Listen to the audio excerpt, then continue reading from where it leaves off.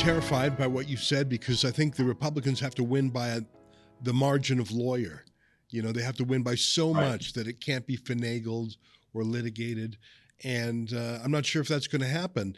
Now, Kamala Harris, I find her grating, that cackling voice. So I think aesthetically, I find her a turnoff. But just on the substance of it, I think I don't think it's contentious to say she's the most left-wing. She was the most left-wing senator in the chamber. I think she's awful, but she has the entire orchestra of the mainstream media behind her that are making her look as good as possible and unanimously pressuring for her throughout, all the cultural levers out there. I mean, I think you could take a fence post and get them to 40% in the polls if you just have the Democratic war machine behind them. I remember you and I talking about her before. I mean, she dropped out of the race for the presidential nomination 4 years ago, I think with 1% of the support. She didn't even have her own state of California behind her. Can they do the Pygmalion story, you know, turning an ugly duckling into a beautiful princess? Can they just fake it till they make it and get her across the finish line? They can, if Trump lets them. And I think Trump has to step up and do a better job of explaining the case for his election and explaining the case against her. And it's been very frustrating because the media don't ask her questions. And in that debate, the moderators were completely on her side. They fact-checked Trump so many times and fact-checked her never. And you can't expect any objectivity from our media. You just can't. So you've got to make the case yourself if you're Donald Trump. And at Breitbart, we've actually put up 100 videos showing Kamala's positions. It's in one article, and it shows you in her own words what her radical left-wing positions actually are on the issues. And that's the sort of thing that needs to happen. The Trump campaign can't do it all. But it is possible that she'll win with this effort because Democrats are unifying around her. They don't want to talk about her policies, which are terrible. They don't want to talk about her achievements, which are nil. But they do see her as a standard bearer for their party against Donald Trump. They are an anti-Trump party at the moment. That's basically what unifies them. And they're going to rally around her. That's going to be enough for them to be very competitive on November 5th.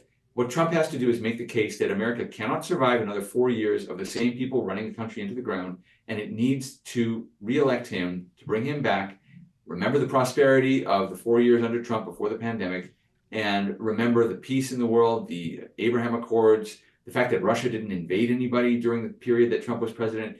I think people know that. I think people understand that. And I don't think Kamala Harris has done much to convince voters in the middle or voters who are sitting on the fence that they should move over to her side. She really has not done a good job of reaching out to independent voters or voters in swing states. It's mostly just been a message aimed at driving out her base and getting them out to vote. Yeah.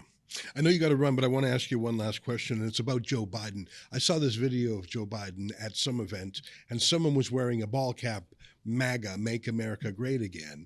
And they had a little bit of banter, and then Joe Biden said, here, let me put on that hat. And he put on the Trump hat, and then he made some joke about pets, where we have reporters in Springfield, Ohio right now, where Trump in the debate talked about Haitian migrants eating pets. And, you know, look at this hat video. Just take a look at this, and I want to say something and then ask you about it. There he goes.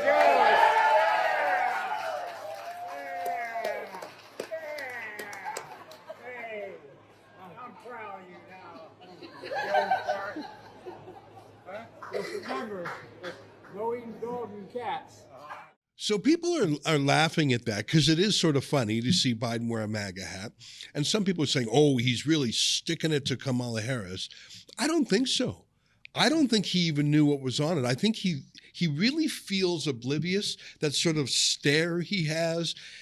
And when he just sort of stays very, very still and then says something cryptic, almost like Chauncey Gardner in that Peter Sellers movie, Being There.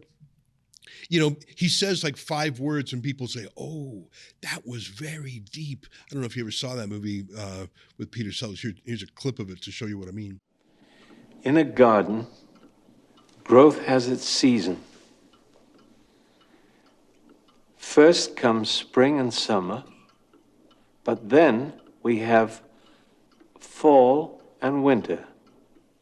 And then we get spring and summer again.